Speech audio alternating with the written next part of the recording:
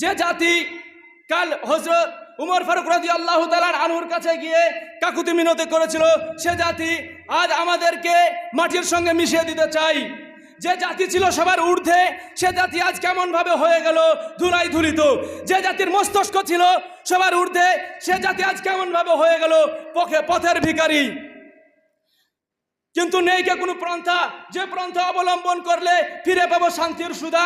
যে পন্থা অবলম্বন করেছিল আমিনা মায়ের দুলাল বিশ্ব নবী হযরত মুহাম্মদ সাল্লাল্লাহু আলাইহি সাল্লাম, যিনি কুন ফায়াকুনের ন্যায় জিহাদ নামক এক মহাশক্তির মাধ্যমে এ ধরার ধুলিতে স্বৈরাচারী ও অত্যাচারীর কালো হাতকে গুড়িয়ে দিয়ে শান্তির ঝর্ণা প্রবাহিত করেছিলেন। যে জিহাদের মাধ্যমে ঝর্ণা প্রবাহিত হয়েছিল হযরত উমর ফারুক রাদিয়াল্লাহু তাআলা আনহু, হযরত আবু বকর রাদিয়াল্লাহু তাআলা আনহু, হযরত আলী রাদিয়াল্লাহু তাআলা আনহু প্রমুখ সাহাবাদের নেতৃত্বে